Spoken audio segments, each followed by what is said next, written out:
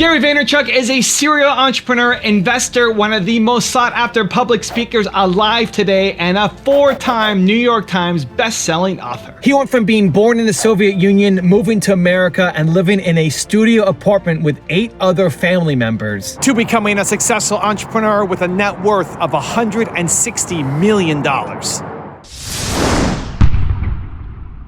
Need motivation? Watch a top 10 with Believe Nation. Top 10, I got a top 10. Got my motivation high for my top 10. Gotta learn from the wise women and men. All my life, like 9 for my top 10, top 10, 9. This one's for my top 10.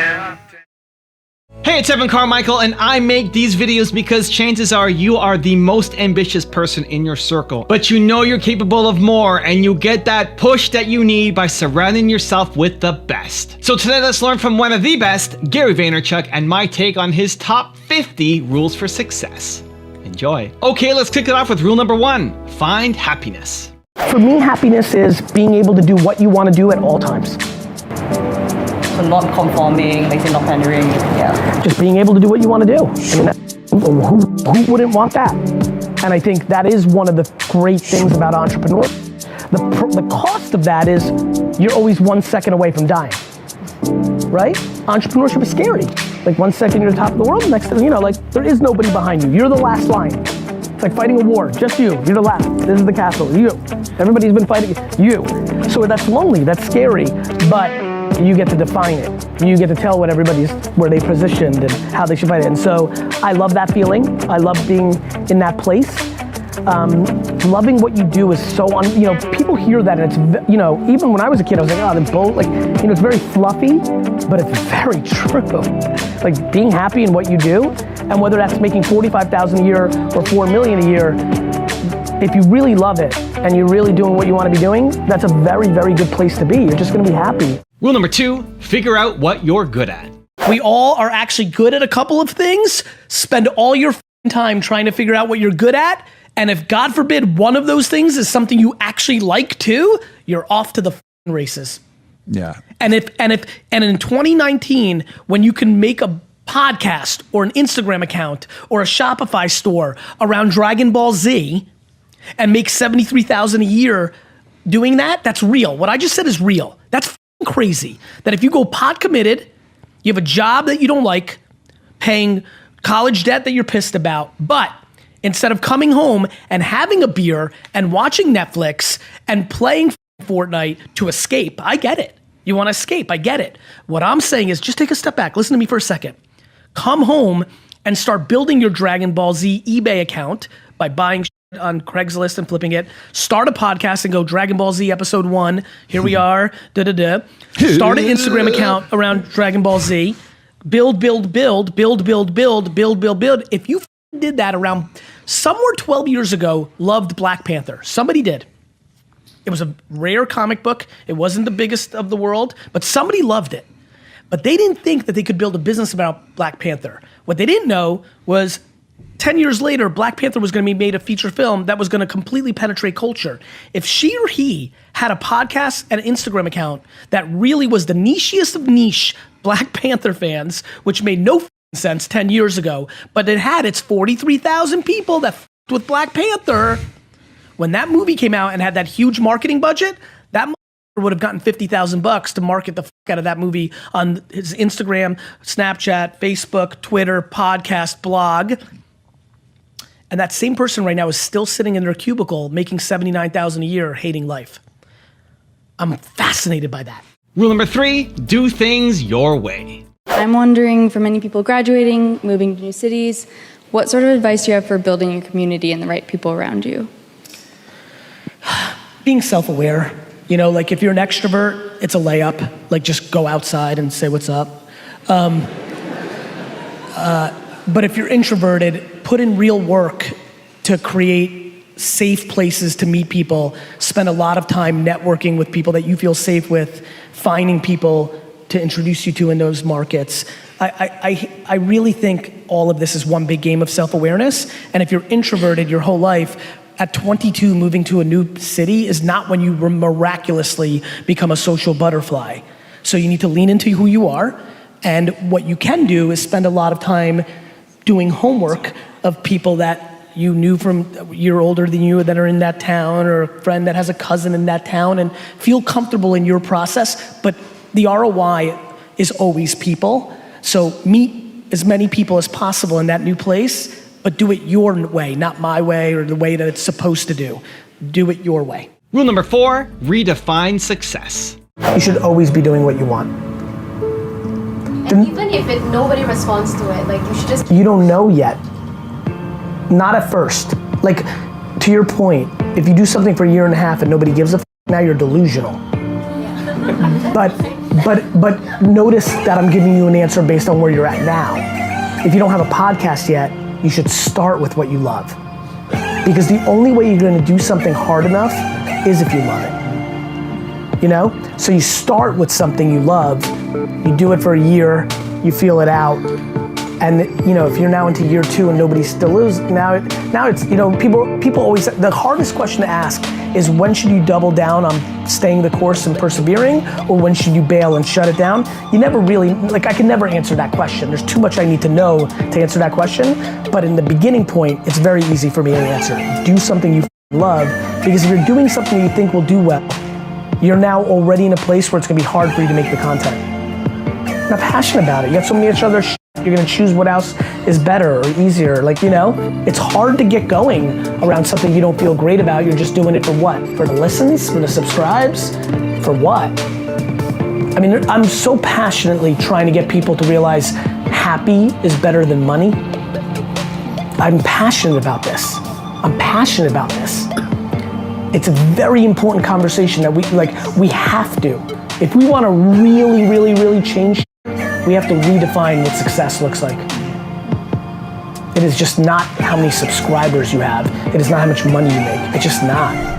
Also, if you want to have more confidence, self-love, and motivation, check out my 254 series, where every day for the next 254 days, I'll send you an amazing unlisted video to your email for free to move your confidence forward. The links to join are in the description below. The reason people aren't patient is they value other people's opinions too much. In a success world, please understand that success is happiness, not net dollars in. My ability to only be comfortable in massive chaos has been my biggest asset as an entrepreneur. Like, I would never take a f***ing note. Like, that scares the piss out of me what these 3 people are doing right now. Rule number 5, know what you are looking for. I'm obsessed with perspective. Like, I genuinely believe you find what you're looking for. If you are looking for bad right now, it's a piece of cake. If you're looking for good right now, it's a piece of cake. I'm just asking you, what the f*** are you looking for? Like, please, it's just a very simple question. Like, and by the way, I hate, in a lot of ways, I hate the way I talk, because it's super simple. And I'm sitting right now thinking about the kid who's listening to this, and she or he is in her room right now, earpods in, listening to this, and they're miserable because their dad's an alcoholic, or their mom's this, or like real shit, you know, like tough stuff. And they're like, ugh, it's so, like, f*** you. It's not that simple. Yet it is. Like, you know, one thing I don't do well is talk about my problems, which manifests in many ways.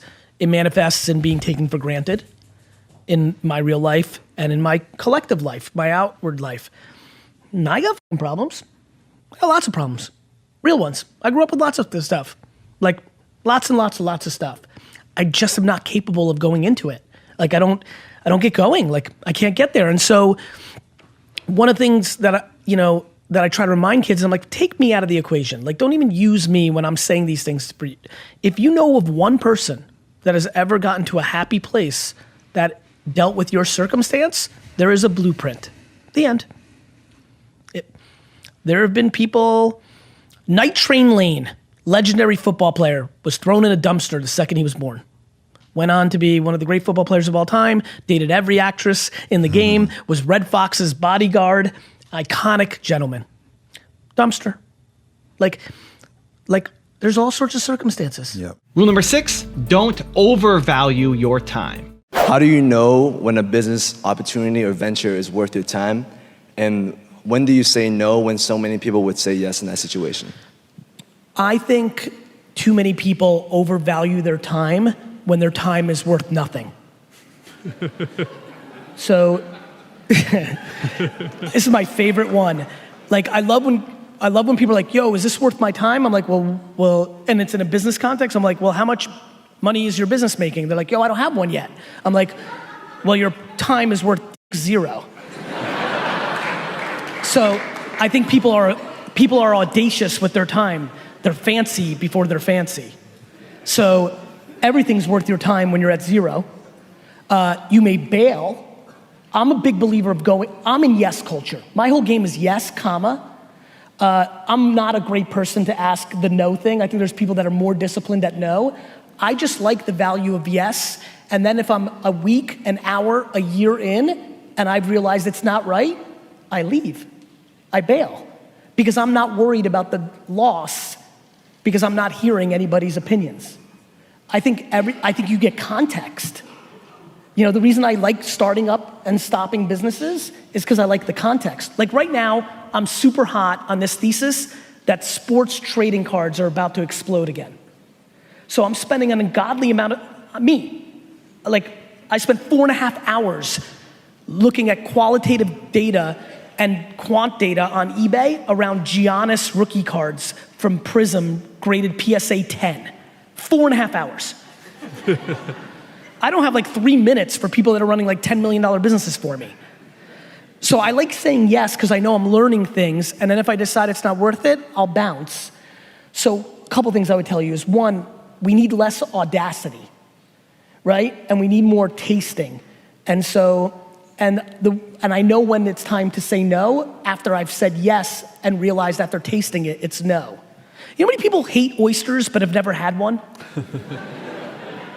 That's how I think about that question. Rule number 7, be patient. I'm supposed to be patient because of my age. And not supposed to, but keep going. But you're ambitious? Yeah, exactly, and I need to go for it. And the thing is... Dude, think about me. Think about how ambitious I am. I know. And I push patience. Like, the balance of ambition and patience is everything. Yeah. But the part that you're not struggling with ambition. Right. You're struggling with patience. Yeah. And the reason why I say that is because that's exactly what happened. So I started on the... I want to buy a multi-billion-dollar sports franchise. I get it. Ambition's not my problem. I get it. My strength is patience. Yeah. Your problem isn't your ambition. How do I balance ambition and patience? Easy. Lean into patience. Because ambition's easy. Rule number 8, put things in perspective. I struggled when I was a kid because I hated school. But since I've been a grown-up, not really. And I'll tell you why. Anytime I start getting sad, I get sad like anybody else. I immediately put things in perspective. Put things in perspective. And here's what I do. Like, context. Like, just because this business thing, or just because these people said this thing about me, what would happen if my mom died today? Rule number 9, have no expectations. I am stunned by how almost binary my judgment is completely predicated on intent. Mm-hmm. If I believe your intent was to be there for me, mm-hmm. but your actions were not that you were consistent, I'm completely unbothered, and I don't know what that means, but I'm super grateful that I have it. Yeah, but that's an art and a skill that you have. And I'd like to think I have the same, where I'm able to do that too. I'm able to let go. What is the concept of not having expectations from your perspective? Because I would tell you that may be my great superpower. Yeah. You know, somebody said to me, Tom Bellew on my podcast said to me, Gary, your superpower is your ability not to judge yourself. And I've been saying it a lot. And then literally on a flight this week, I was like, right, because I don't judge others. Yes. Like, I'm able to not judge myself because I don't judge others. A lot of people who powerful. are like, right? Mm-hmm. So tell me, I don't know. That's I'm so just powerful. No, I love that. That's such a great point. How do you think That's about such a great point. No, you're spot on, because the reason why we judge others is because we judge ourselves, right? The opposite of what you're saying. And so for me, it's the same thing. The reason why I don't expect is because I see everything as my responsibility. Yep. I see everything as my work. Yes. And I see everything else as a bonus. Yes. Like, it's just amazing that anyone even cares about me or has time for me or makes an effort to do something or connect me to someone or whatever it is. And that's just a beautiful bonus of life. But I've got to be in charge of it. And I think that just came from many years of having expectations.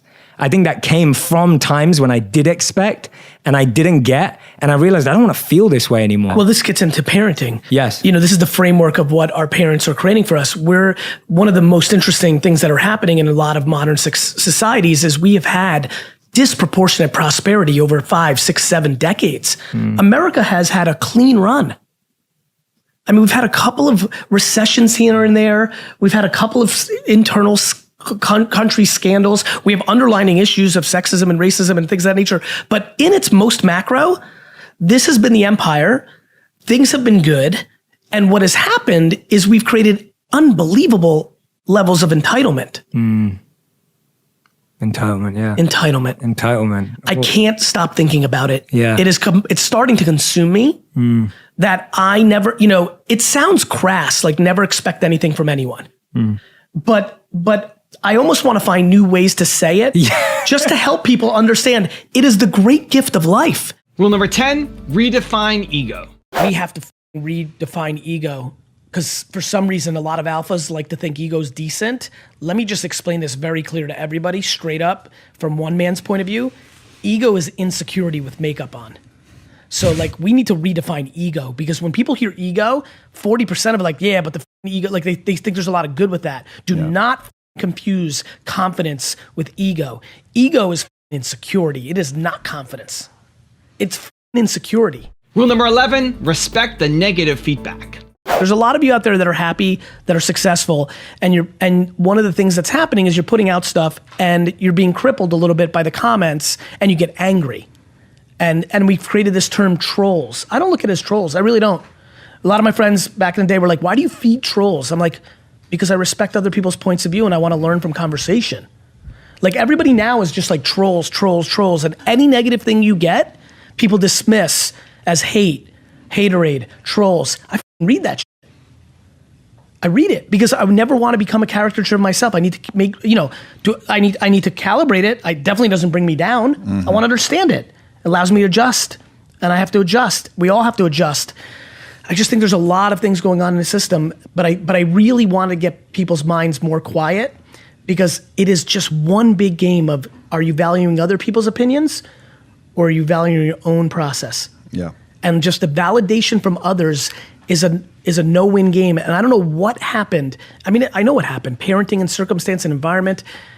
In hindsight, my ability to navigate high school without peer pressure, which is what I did, straight up. Like, it's been fun for my high school friends to be hitting me up on Facebook and stuff of that nature, you know?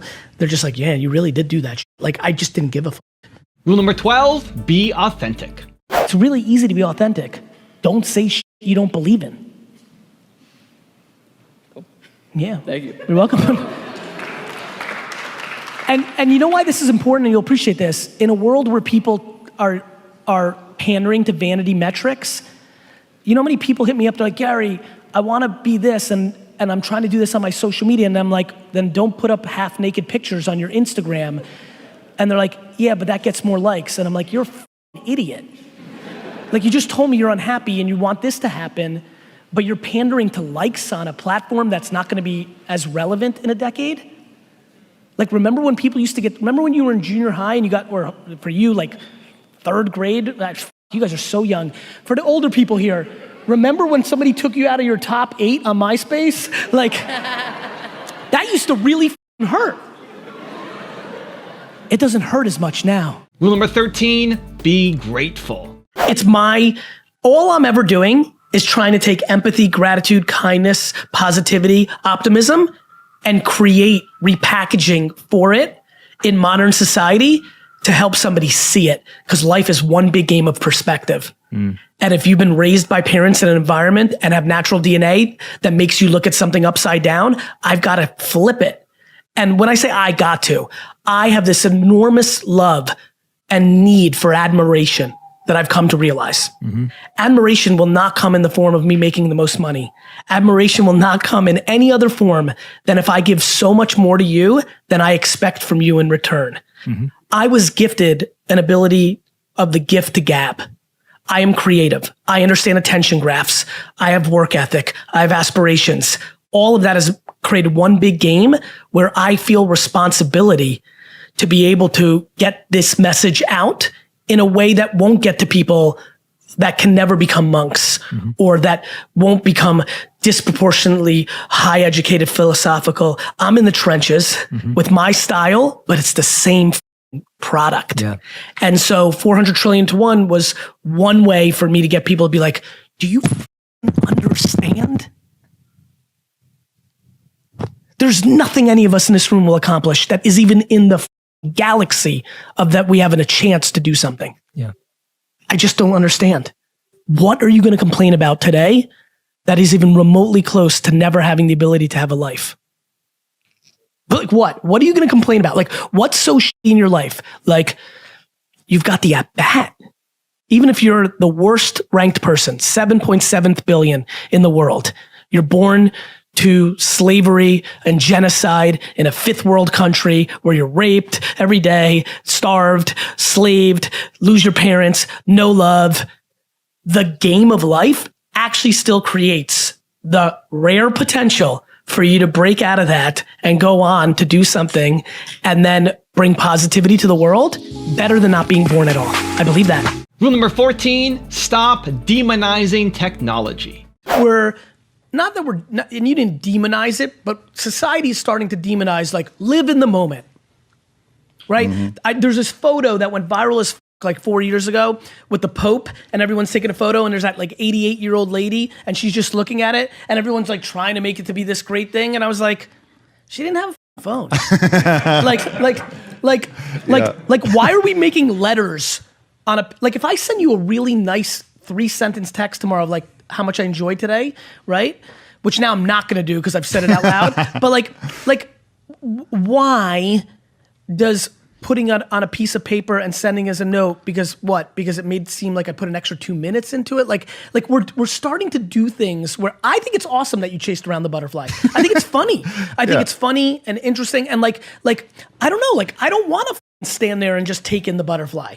Like I think it's fun to chase it with the camera. That was just fun from a game standpoint. Butterflies move quick. Like that shit was hard. Like, you know, so like, I don't know. I again, this goes to like the currents that we live in society where like right now, like everyone's like, just take it in. I don't know. I wish I had photos of me at baseball card shows.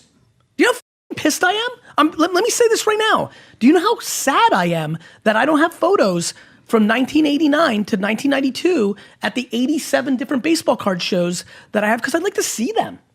I'd like to see them.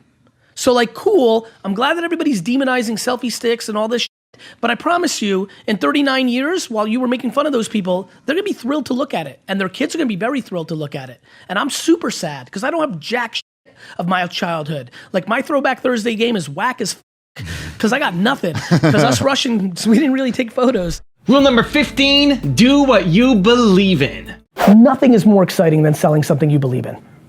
Yeah, the second you get paid $1 million under the table to even sell the glue, that's when you're f***ed. But if you're actually selling something you actually believe in, you'll win. My biggest problem with people is they sell something they don't believe in. It's the thing that they've stumbled into. It's the thing that they just think they'll make the most money on. That's the thing that makes them most vulnerable super long term. If you love it and you believe in it, there's a lot of things I could be selling that would make me a lot more money, you know? Sure. I love when I do like I do things I want to be doing. Like I love showing people how to, that have 20 bucks, how to like start living their life with more money. That's why I do trash talk. There's literally people that leave comments like, Gary Vee, this is not gonna help you buy the jets. No shit. I understand that 8 hours of my time is not making $309 is not necessarily the mathematical equation to get to the jets.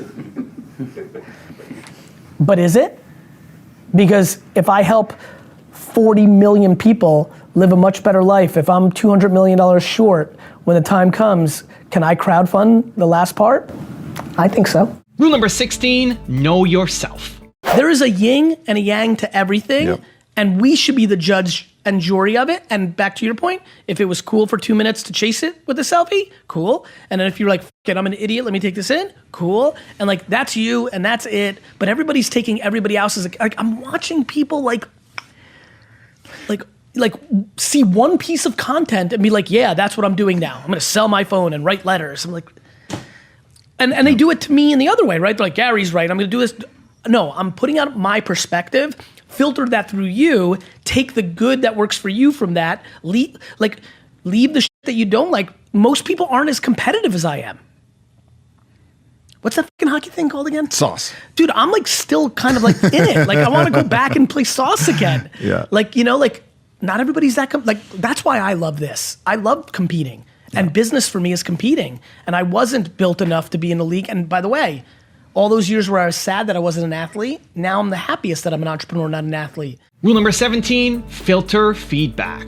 I talk a lot about why people aren't capable of producing content to the world, which is now the requirement as a human to achieve happiness. I genuinely believe that. I believe taking advantage of all of our abilities to reach out to the world through these new channels with no friction is an enormous gift and opportunity. The reason most can't achieve it is because they're unable to take back the inevitable feedback that immediately comes with the opportunity. To your point, I genuinely believe the reason I can take the feedback is because when I go into my Instagram post that I just posted, literally in back-to-back comments,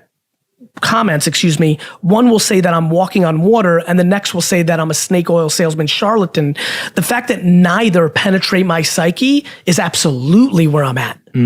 Absolutely. And that's equanimity, right? Like that is that, whatever you want to call it. It's the game because people want the positive reinforcement that, you know, there's so many models on Instagram, right? Men and women. You're so beautiful. You look so great. You're so beautiful. You look so great.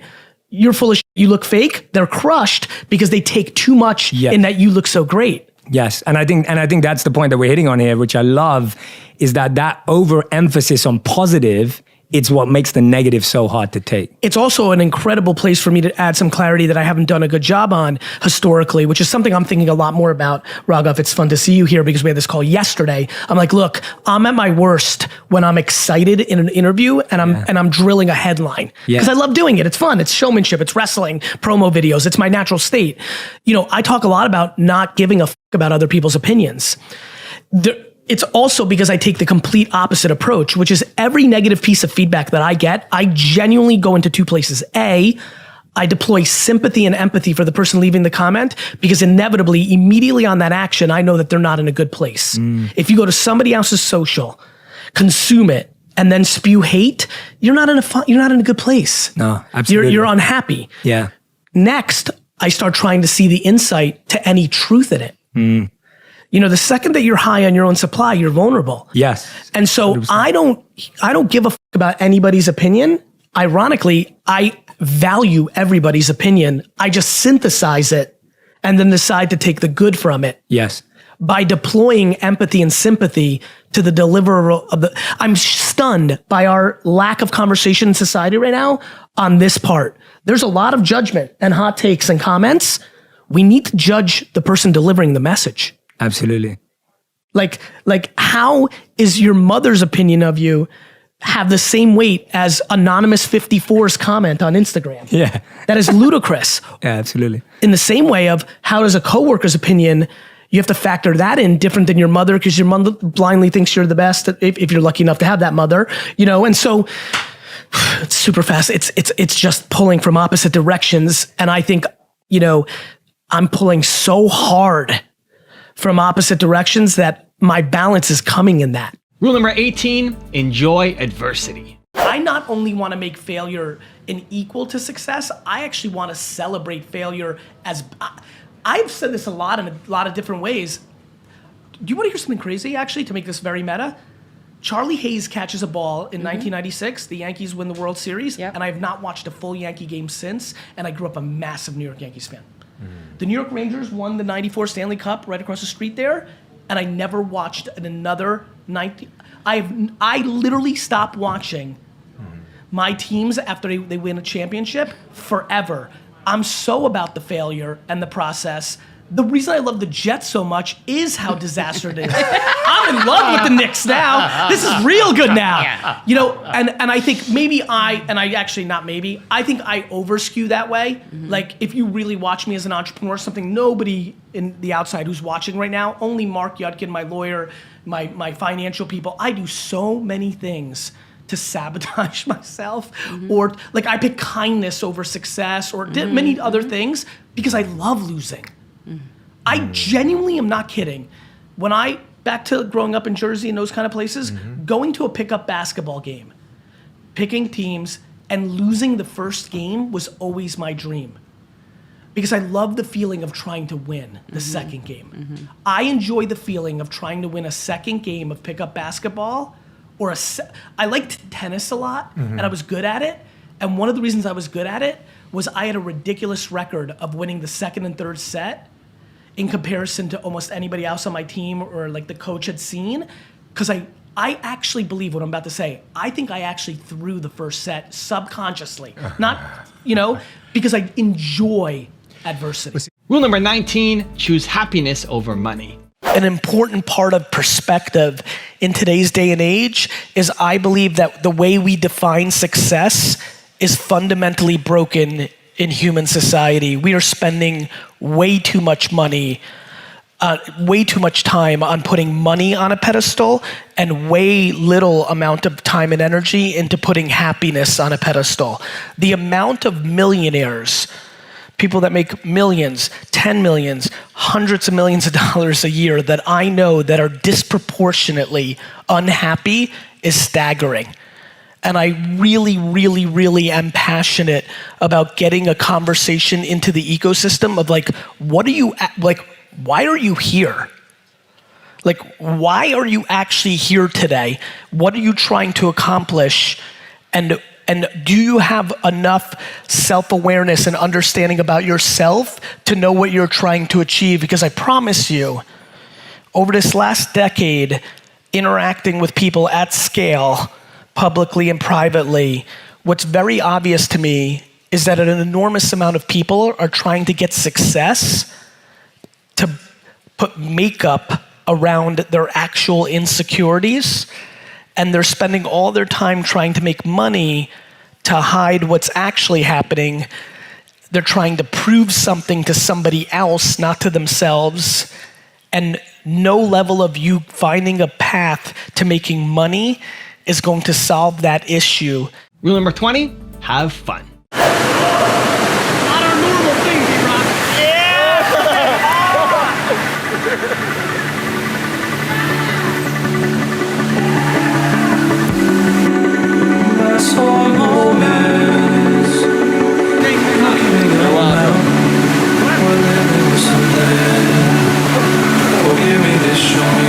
Gary V versus Wave.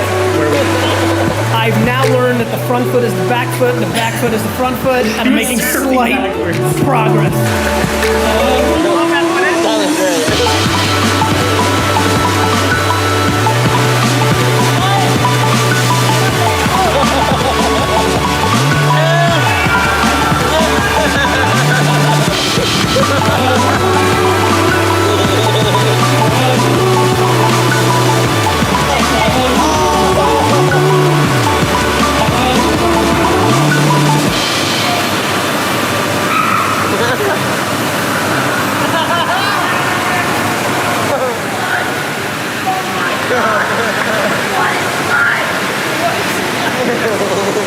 Guys, I'm an extreme sports superstar. Yes. Rule number 21, love what you do. I can give you every single tactic that is underpriced, but if you don't have a foundational understanding of what you like to do and why, it's impossible for you to be successful, because we now live in a world where somebody will outwork you and take your piece. And there's abundance and there's plenty for everybody. But what has become very clear to me is nobody beats the person that loves what they're doing and is good at it, because they're just always doing it. What became obvious to me about entrepreneurship is I always did it, even when it wasn't cool or in the air like it is now. What's obvious to me today is there's so many people that want to be entrepreneurs because it is cool today, and it's actually not who they should be. The amount of people in this attendance today who want to be entrepreneurs or start companies who would be far more successful financially and happy being the number 4 in a company run by an actual entrepreneur is staggering. That's not something that anybody in here who's delusional wants to hear, but it is still absolutely the truth, because anytime a pendulum swings, it swings too far the other way. Rule number 22, change your perspective. People lack perspective. That's it. You know, man. one of the things that absolutely I've been sharing that has really been valuable is when I meet 57-year-old homies and I keep reminding them, like, you do know that you're gonna live for another 40 years. And like, why are you wrapping shit up? Oh, because your grandfather did. And that's what you saw. Conditioning. Correct. News alert, it's not 1973 anymore. Yep. Right? Like, I'm sitting here, I'm 43, and I'm like, man, yes, I know, and everybody loves, you could get hit by a bus. I'm like, cool, and then I won't care. But if not, like, if I'm going for another 55, if I'm going for another 65 with modern medicine, like, late second quarter. You're just getting started. I can handle 11. Just getting started, baby. Right, but it's real. It is. It's real, and like, I really want that. Like, people, you know how many people think they're f***ed up if they don't have shit figured out at 30? Like, really f***ed up. It's too late. It's too late. I ruined it. I went left when I should have gone right, and here I am, and it's all. I should have taken that job. My friend from Michigan State took that job, and he's got a nice house in the suburbs. I f***ed up. I thought I was gonna be a rock star. I'm like, dude, you haven't even started. You haven't even started. Rule number 23, choose practicality over ideology. One thing that I would love for all of you to do is start a little side hustle of trying to sell something on Shopify and Amazon, and then be the marketer of that. Like, buy like 50 t-shirts, put it on Shopify, but then go do ads on Instagram, Snap, you know, buy a pre-roll, you know, podcast ad from a small podcast and write the copy for the read. Be a practitioner. That's why I walk with such audacity and like confidence, is I know nobody here does. You know, like they'll get into a debate. I'm like, you're talking about an MMM, and you're talking about Ipsos. You're talking about subjectiveness. I'm talking about truth. So it's always a very exciting conversation to get into a debate with somebody from the industry, because they're living within the industry, not what we're supposed to be doing. It's ideology versus practicality. Ideology always loses unless you start making it practical. Everybody wants everybody else to change the world. I want to change the world. So then you can only do it by doing. I don't know how. That's what you have to But practice. I know why. I have philosophy. Everybody knows why. Everybody's got ideas.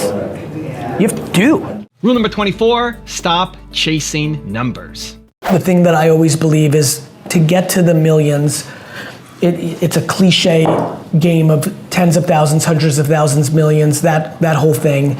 But if you're not anchored in something that gives you enough at-bats that is practical to the way that you live your life, it's unachievable. And what I mean by that is putting yourself in a position where you're recording at all times and or starting a meaningful podcast, something that is the mothership, is an imperative part to this model. Otherwise, it's not achievable. I think the thing that really runs through my mind is what level of patience around the vanity metric of followers is running through your mind. I think, you know, the thing that I see, and I speak to a lot of highly accomplished people with, you answered perfectly, which is the same for everybody, regardless of where they want to deploy that attention. There's a race to a vanity number that I think is hurting a lot of my contemporaries, people of your ilk, in these genres that I almost wish that LinkedIn and Instagram and YouTube would eliminate the follow count, because I believe that people that actually have something to say would be more on their way of achieving it. But I think that human behavior with those kind of because what you're saying is the volume of followers gives you volume. What I'm saying is that people are so influenced by the likes and followers that they become a caricature of that game, not the behavior needed to actually achieve what they're trying to achieve.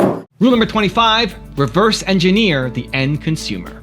You have to figure out as a person, as a business, how you communicate to the world.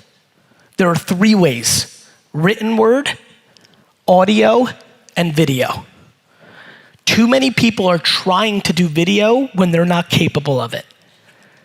Too many people are not realizing written word is remarkable and they're getting caught up in pictures because Instagram's popping. So, the number one thing that would really matter to me as a data point is the following. I believe the more content that you put out, the more likely you'll be successful. I believe that you have to reverse engineer the end consumer, that you have to bring as much valuable content to them as possible. I think that you also need to eliminate friction between your message and the customer. What that means is you have to show up everywhere to the best of your ability in the way they want to consume it. Rule number 26, eliminate figuring it out. And parents, if you're listening right now, cause you know that to be true, stop being a dick. Cause you know that you're 57 and you don't have anything figured out, the f are you pressuring your 19-year-old to figure it out? Can we just eliminate that? Like, honestly, maybe we can do it right here. You'll get a lot of listens to this if this is the true moment in society where we eliminate figuring it out. There is no figuring it out. There is no out. It doesn't end. The f are you talking about?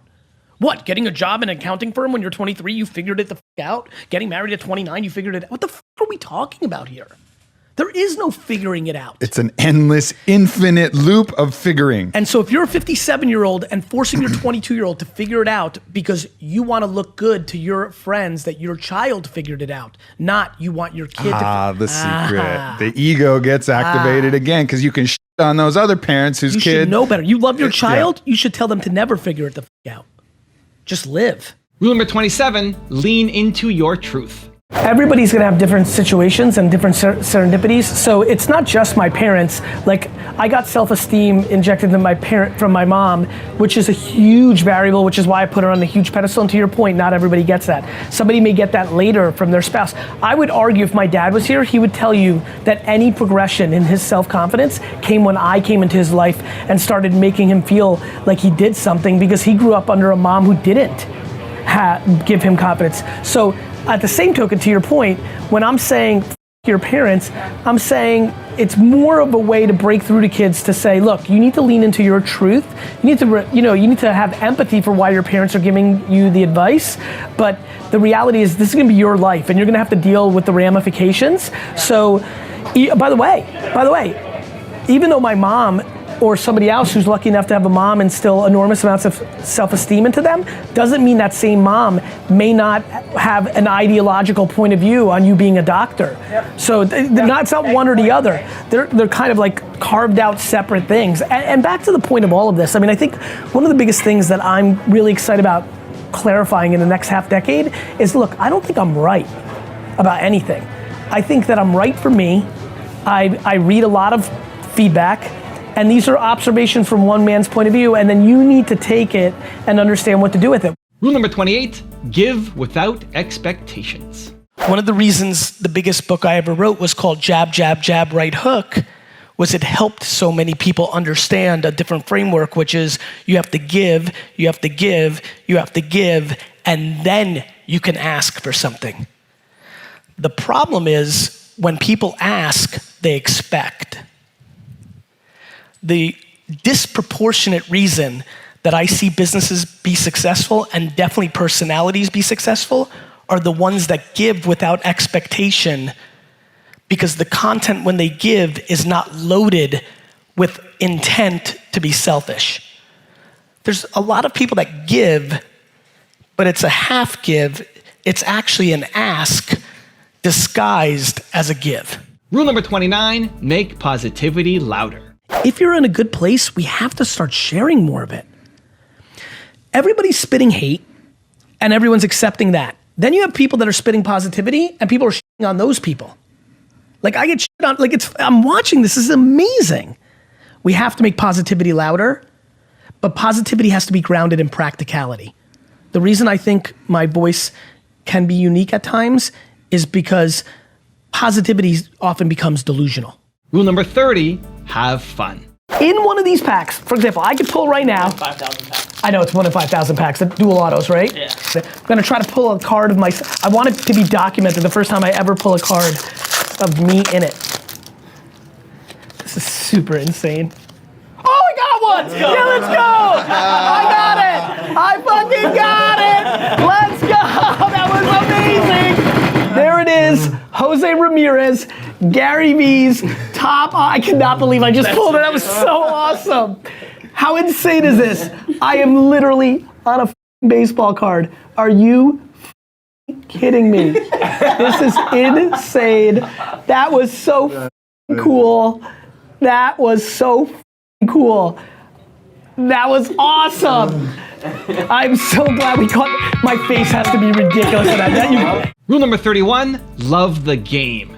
I'm just unbelievably passionate about people figuring out the framework, and then more importantly, figuring out why they're not doing the framework.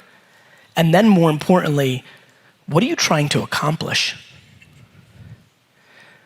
That's the question, because we have to accomplish happiness. That has to be the goal. And if you actually pressured yourself to be happy versus pressuring yourself to be a success, then you have a totally different conversation with yourself. Then you have a totally different conversation with yourself. And when you start doing that for yourself, not to prove it to your spouse or your siblings or your parents or the people you went to school with, then it gets really good. It gets really good when it gets really quiet. And it's super quiet for me. I don't hear the claps and I don't hear the boos. I just navigate. I love my process. I love the pain of being an entrepreneur. I love that it's lonely. I love the game. Rule number 32, don't beat yourself up. The great blessing of my life is that I don't judge myself. I hold myself accountable. Like, it doesn't mean you go and be reckless. I'm not delusional when I f up and I suck. It's just that I just don't overjudge it. Yeah. Everyone's tearing themselves down. The f are you doing that for? Everybody else is doing it for you. Stop beating yourself up. Rule number 33, have empathy. What is your favorite word? Empathy. I think that empathy is something that, obviously I've started a wine brand. Somebody showed me a word cloud 3 years ago, and everybody thinks I'm hustle and all this. And sure enough, in my word cloud, analyzed every word for me: empathy, kindness, gratitude, patience. I understand how I manifest in my DNA on stage, but the way I drive what I do day to day, internally and results, is 100% predicated on empathy. First for my employees, second for my clients' customers, third for my clients. That is a very different framework than everybody else rolling around here, which is why we will win in the end. Rule number 34, be a content producer. If I can leave you with another tactical piece of advice today, it is for you to get very serious about LinkedIn. It is grossly underpriced attention. It's organic. And the amount of reach it's getting, even for people in here who've never posted once, is remarkable. So, LinkedIn written or audio or video content in a post, remarkable growth. It reminds me of Facebook in 2012. And I believe a lot of you, whether you're B2B or B2C, or how many people here have a job? Raise your hand. Job. How many people would like to leave their job and start their own business? Higher. The number one tactic, I believe, that can make 30% of the hands that just went up have a practical transition from going from a job to having their own business is strictly just blogging on LinkedIn on a daily basis around opinions and thoughts they have in the business that they're in or want to be in. Simple as that. The game is based on action. The game is based on action. And for me, the action that is most required is to be a content producer. I genuinely believe that no matter what your ambition is in this room, that if you are not producing written word, audio, or video for the internet on a daily basis, you will limit your upside and you will become vulnerable to competitors that are trying to reach the same audience you are. Rule number 35, don't fear the setbacks. I do think reverse engineering individuals at scale is something I'm very passionate about, having all these different employees, and there's so many different dynamics. And I think it is a fine line between the two is better than one, which I think the optimism that breeds, I think is incredible. And I think it's always better to lean into optimism versus pessimism and cynicism. But where I'm about to go with the rest of that sentence is actually the answer to confidence. I think the number one vulnerability in society is delusion. I think that parents are creating a remarkable level of delusion over the last 20 years because parents have become so micromanaging of their kids' feelings and actually know their day-to-days too much, and are trying to protect them from the world, which unfortunately is fundamentally impossible. And I believe that we have 1 to 2 full generations right now that are closer to zoo animals than they are humans. And so as I was listening to the stories, as we were talking here, I think one of the great things that is true about the three of us upbringing was we were in frameworks because of circumstances where losing wasn't demonized or protected against. It was the merit of the outcome, which got us comfortable with the idea of, which meant by the time we were actually 22, we actually knew that that was part of the variable. And it is remarkably stunning to me to watch the enormity of 22-year-olds that go into the world who demonize and fear losing or setbacks because they've been in an over-coddled fake framework environment where grades have been the only variable, or 7th place trophies feel close to a 1st place trophy, or mommy and daddy pay for Uber or the apartment, and we are just in a very entitled ecosystem. I think the biggest thing you can do for those 3-year-olds to create self-esteem and confidence is to make them be in an environment where losing is reality and almost even put on a pedestal without it being something that they dwell on post the outcome. Rule number 36, hear neither boos nor accolades. There's something I've been thinking a lot about lately, which is like with everything that's going on with me, I talk a lot about not hearing the boos. I don't give a f what you think, but it goes both ways. I also don't hear the accolades. Like so many people, as my notoriety and awareness grows and things that are going on with me, they're always like, man, you're so humble. And every time I hear somebody say that, I say it's because I can't hear your boos. That is literally what happens. When somebody, because they don't expect it, especially the way I am on video and on stage, they get confused by like the humility when they actually get to know me. Sure. And I'm like, and it's so funny how intuitive I feel that's completely laddered to me not hearing people that shit on me. Rule number 37, practice things that feel scary. I think for me, because I was an immigrant, because I had bad grades, my whole life I was losing, that by the time I was a grown-up, losing and fear didn't mean anything to me. So I got lucky in so much adversity as a child. I think if you haven't had that, or even if you had that, you still fear it because of the way your parents judged, you have to practice. It's, like you have to practice doing things that you are scared of. It's very true. It's like when people talk to me about fear, it feels so heavy. I'm like, it's like swimming or kissing a boy. You were scared of that when you were young until you did it, and then you were, or talking to me, right? But then practice gets you there. So you have to practice things that feel scary, and then you'll get more used to them. It's the truth. It's just the truth. Rule number 38, have bigger ambitions on impact. I think people need to have bigger ambitions on impact. Yep. Selflessness, humility. These are things that need to be attractive. Yeah. I think the biggest winners I know are humble. I mean that, truly humble, when nobody's paying attention.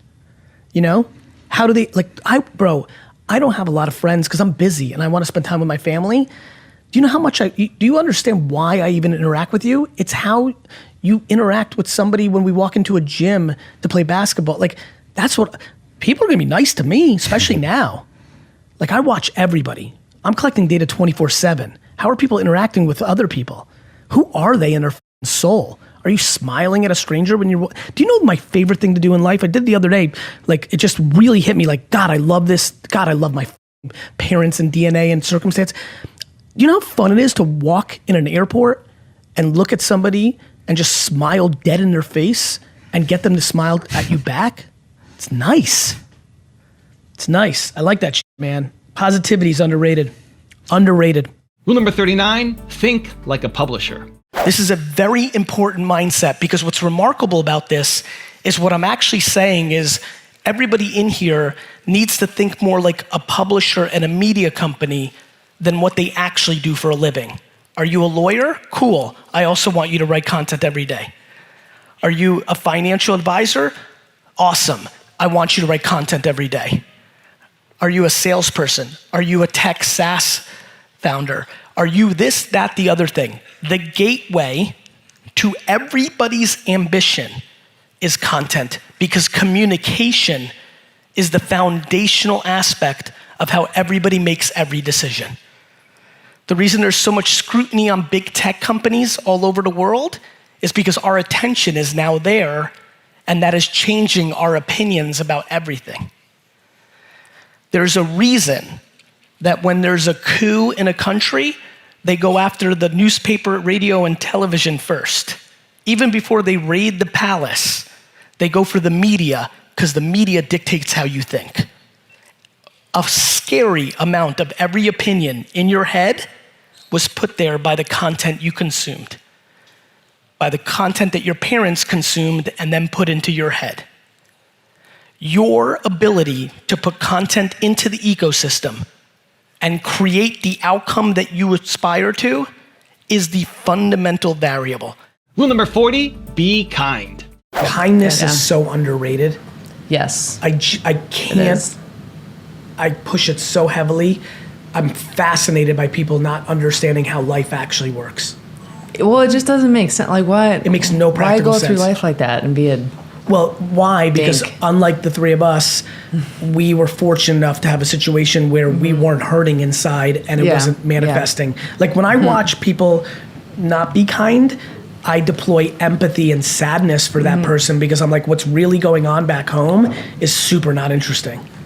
That's the manifestation of a bad environment or bad parenting or a terrible circumstance. Rule number 41, stop complaining and start living. When I watch what people complain about, it breaks my heart because they completely lack perspective. And I genuinely believe my happiness and optimism comes from my perspective. Even in political unrest times like right now, a lot of people are very bent out of shape, but the reality is that it's just never been better to be a human being. That's just the truth, that's just data, that's reality. And yeah, I mean, it's just a very fun time to be alive, so much going on. The internet is starting to hit maturity. Look what we're doing right now. This right now, right, would have cost millions of dollars in production and distribution to have the amount of people who watch this just 15 years ago. like you know, I just think it's very interesting times. And I was saying something to a friend the other day. I was like, could you imagine if you told a parent 15 years ago, hey parent, what you're gonna wanna do in 15 years, instead of buying a kid, your 16-year-old, a car, you're gonna convince your 16-year-old daughter to go into a stranger's car every single day. You're gonna pay for your 16-year-old daughter to go into a stranger's car every single day, and you will think that's normal and actually safer than buying that kid a car. That's literally what we're living in now. High net worth individuals in America are preferring to give their kids unlimited Uber to buying a car because they don't want them drinking and driving, they don't trust their driving, and literally they think it's safer for their 16, 17-year-old to go into a stranger's car than to drive themselves. That's sacrilege 15 years ago. Online dating 20 years ago. The weirdest, nerdiest, you're thinking 300-pound white dude in the basement of a kid's car, now it's just completely standard. I mean, if you add in sliding into people's DM on Instagram, it's like 89% of relationships, right? So, you know, I think that we are, I think we're going through a huge transition because all of us, even thought leaders, are grossly underestimating the internet itself, and we're hitting scale, right? We now all are on at all times, and this is now the beginning. I was joking while I was working out this morning to D-Rock. I'm like, D-Rock, you're gonna get replaced by like a Pokemon ball. Like I'm gonna throw it up. Like people in 20 years are literally gonna throw something up and just gonna hover 360 and film everything they're doing. I mean, like it's just an incredible time. And I think the way people look at the world right now, because it's such an incredible time, is actually the quickest tell to who they are. If you think it sucks or it's bad, you have losing pessimistic DNA. And if you think it's awesome and phenomenal, you have optimistic winning DNA. And I believe that to be true. Rule number 42, see the world in a different way. There's something very in the air that is manifesting to me that's clear, which is we have a lot of people out there that really pretty much live their lives based on other people's opinions. And I just know that right now somebody's listening or watching who overextended themselves and owns things they can't afford, actually desperately loves their parents. Like, you know, it probably comes from a place of like, secretly, I'd like to still be living with my parents. I like them so much. It'd be nice. You know, I don't feel a burden if I walk through the kitchen and be like, hey mom, like I can live my life, but like it'd be nice to say, hey mom, like I like it. Anyway, nonetheless, I think a lot of people are overextended and I think they can restart. And if they're in the context of you're overextended, you're underwater, you're in debt, you're living too much above your means, you can sell off your home that you bought that was too big for you in the first place, get some level of dollars back or at least get out of debt or a mortgage, move back in with your parents, which is if you're not worried about your high school friends or your coworkers saying, oh, I'm sorry that you moved back in with your parents, if you can deal with the stigma, well then that's probably a nice way to save some, you know, first of all, again, plenty of parent and children relationships are not great, but plenty are amazing. And good enough to save the money. There's millions of relationships out there where both the kid and the parent would think it's the greatest thing that ever happened that the kid came back and lived there for a year or two, including the family, but you know, people have pride or have a preconceived notion that that's unacceptable. That's in the air. And so I'm trying to start conversations that I believe in. I believe there are hundreds of thousands of people who would become miraculously happier if they saw the world in a different way and did something as practical and as out of left field in at least today's popular society as selling their home, getting back that equity, moving in with their folks for a couple of years and reestablishing a career. You know, one of the big things that I'm passionate about is, are you doing something you enjoy to do? Like happiness and fulfillment has to become a much bigger part of the conversation than financial upside. I'm always very hurt when people think that I'm pushing hustle and too much work and make it for the money. You know, my behavior doesn't map to that. I would have been a venture capitalist then. Like I'm talking about actually liking what you do and being in a place where you don't have issues or internal mindset struggles because you actually have been able to start the process of not worrying about other people's opinions. Rule number 43, find your real talents. I think that I could play basketball every day of my life from the time I was 15 and put in 15 hours a day. And I think I'd be really good. I'd have a much better handle. I'd shoot better. I would have been more competitive with you on the boat that day. But would I have been good enough to be in the NBA? Absolutely not. Maybe D3. Maybe. College. Maybe. Maybe. And I do think right now that everybody thinks they can be an entrepreneur. And so my point was, it's much more talent than the current conversation. I don't think you can read The School of Greatness and my books and all these other books and watch Skillshares and watch Chase Jarvis and listen to Ferris and read Branson and even go to business school and have mentors and go to Y Combinator, and then all of a sudden, just because of that, you become a great entrepreneur. I think of it like the music industry. Think about all the kids that are born into, you know, your Clive Davis's grandson or your Whitney Houston's daughter, or you have nothing but access. You're in the studio all the time. You learn the business. But if you don't have the chops, if you don't have the vocals, you're only going to go so far. It's much more talent than people realize. I see it every day. And the video I made was like, look, you have to be okay that by pouring in 18 hours a day and learning everything might only allow you to build a business that makes $100,000 a year. Right. There is an absolute misconception that the American dream is entrepreneurship and everybody can do it. The difference between entrepreneurship and football is everybody who's listening right now or watching can start a business. Not everybody can go work out for the New York Yankees. There's a system. There's no system in place for entrepreneurship. Anyone can do it. At 16 or 22 stops you and says, hey man, you're going to lose a shitload of money and be miserable. And literally, I'll be honest with you. I'm starting this conversation for quite a noble reason. This is not me to impose my will and say, look how special I am. As a matter of fact, I'd rather think it's been the hard work than the talent. You know, I'd rather think it was something I did versus mom and dad had sex at the right moment. I'd much rather think that. Rule number 44, put in the work. I'm careful to not give advice that I know is uniquely something that I was gifted with. Like, how do I tell you that, oh, here's how it actually works, and it almost started happening, it didn't happen. Like, I actually get goosebumps, like real heavy goosebumps when I hear something that I know feels right. What's the advice there? Hey, Johnny, start getting goosebumps. Like, there's certain things that I can't talk about because I know they're not practical. They're intuitive to me, right? And so, yes, for me, it's the balance of, I feel like something's happening, but it always comes from seeing stuff. Like it's going to the candy store with my little guy and hearing 4 8-year-old girls talk about slime, and then later go to Shake Shack and hear another 2 8-year-old boys talk about slime, and I'm like, slime? And then I search it, and this is like a year ago, and I search it, maybe actually it's 18 months ago, and I search it on Instagram to see hashtags, I search it on YouTube, I search Google, I'm like, this is real. There's something happening. Spinners, right? Like, fads are easy for me, and I think what I've been good at in business is trying to decide what's a fad and what's an actual business. So something like Social Cam. I downloaded it and got very serious about it in 2011. I didn't know even the founders of Social Cam. It wasn't that I knew if Social Cam was gonna be big. I didn't invest in it, I didn't go after it, but I knew video on the mobile device was gonna be big. So when Vine got hot very quickly, I was an early mover, an early advocate of Vine and Vine influencers, right? Which, by the way, Vine influencers are absolutely the precursor to this Snapchat, Instagram thing we're dealing with right now.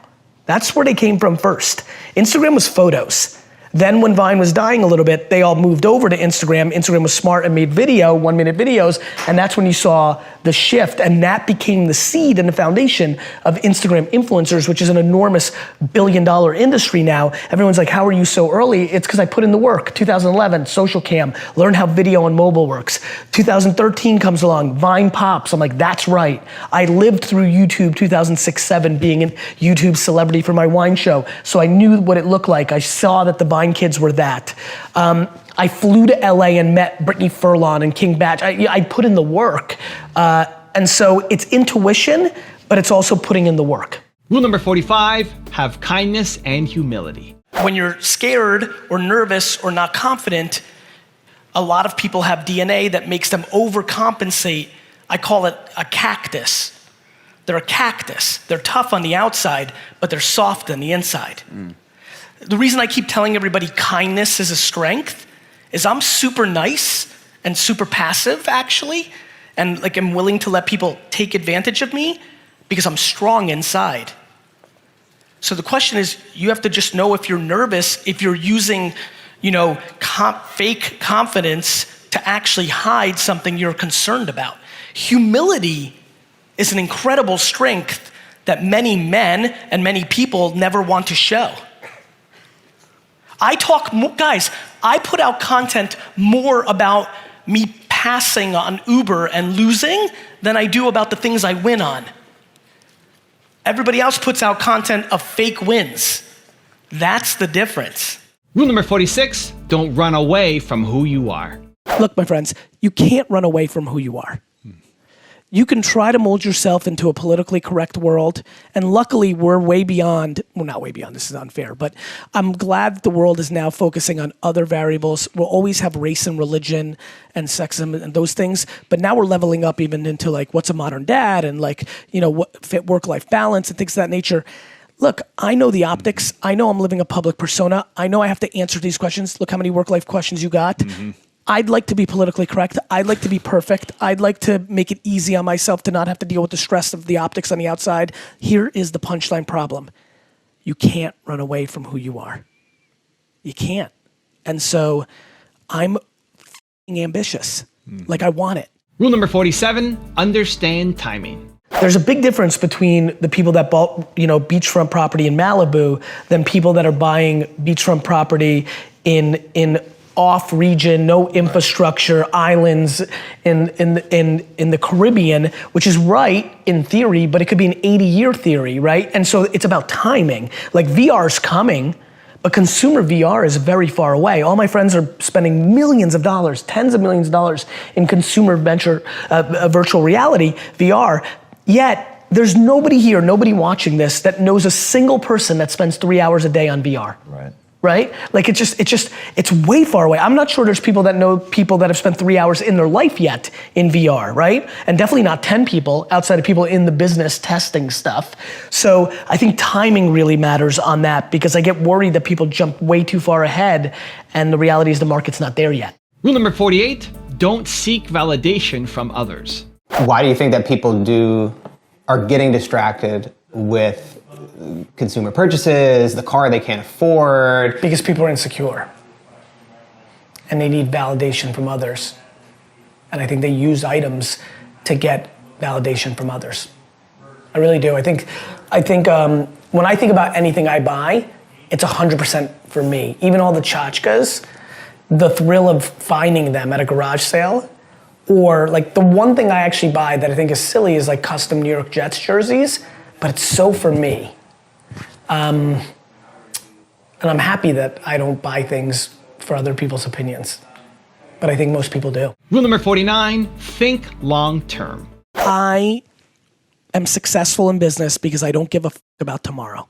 I care about 36 months from now, 52 months from now, 83 months from now. Yeah. When everybody who's our contemporary is saying now, Gary, Snapchat, what? Like, I'm like, cool. You're judging Snapchat right this second. You haven't started doing it, or you just started and you only have 187 people watching your stories. Yeah. You're going to where the puck's going to be.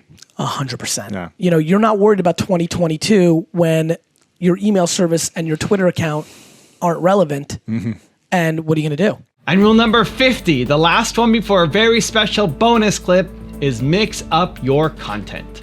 Today, I'm just gonna make something I wanna make because tomorrow, I'll make something that you want me to make. When you're not crippled, every single piece of content, you can accomplish everything. The framework of producing content every day gives you permission to do many things when you look at it over a year, not over a day. Okay. If you're crippled by every piece of content, well then you have a struggle. When you realize that you're putting out 53 pieces of content this week, or 7, or 5, well all of a sudden, you can do whatever you want on every individual piece of content because you don't have to achieve both contrarian goals in a single piece of content. The reason I just put out that piece of content is everybody's falling into a trap of making content that works on the platform. Yeah. Or you know what works, so you keep doing it, but then eventually it becomes boring for you or for them. It's very important to mix up your content, otherwise it becomes stale, either for the person that makes it or for the audience that consumes it. Now I've got a special bonus clip from Gary that I think you're gonna enjoy. But before that, if you've made it this far in the video, you're still watching, I wanna celebrate you. Here in Believe Nation, we don't just watch videos, we take action. So if you commit to taking action immediately after watching this video, give me a hashtag Believe down in the comments as well. What's really fascinating to me is something that's emerged as almost difficult to fully understand, which is it's unbelievable that life is as basic as how do you see it. For me, I've been saying a lot lately and have always to a lot of people close to me a statement that says you find what you're looking for. If you're looking for negativity, it's very easy to find. If you're looking for positivity, it's very easy to find. If you think it's going to be successful, you start to see signals that lead to that. And if you think it's going to fail, you'll see that. If you're cynical and a pessimist, that's what you see. If you're optimistic and positive, that's what you're going to see. And really the vulnerability to the way I roll, which is optimistic and positivity, is you could become delusional. It's not practical.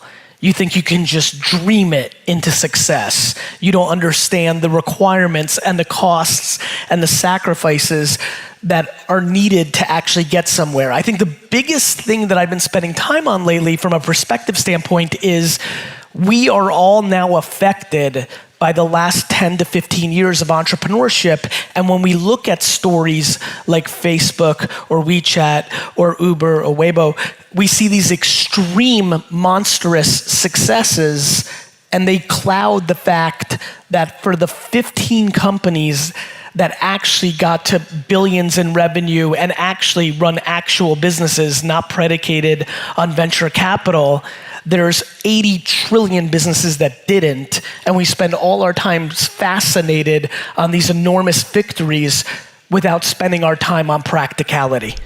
Evan, thank you so much for having a couple seconds and being able to tell the Believe Nation a little bit about Empathy Wines. It means a lot to me that you would take this valuable real estate and time on your channel to give me some love. It means a lot. It's just good karma points, and so you're awesome. Thank you. Believe Nation, if you're into wine at all, go to empathywines.com. My whole career's work was poured into producing a wine that rivaled $40 to $60 wine for 20 bucks a bottle. I'm just super excited about this subscription-based wine business. You can order 3, 6, or 12 bottles in subscription form, rosé, white, red. If you search on Instagram or Twitter, you will be blown away. People are literally like, I don't even like Gary Vee, but the wine's good. Super proud of the effort. Thanks, Evan, for the time. Wishing you guys all happy and healthy. If you want 50 more rules from Gary Vaynerchuk, check out the video right there next to me. I think you'll enjoy it. Continue to believe, and I'll see you there. Most people don't do their hobby as their profession. Like, this is my hobby. This is my passion. This is what I love to do. I love building businesses.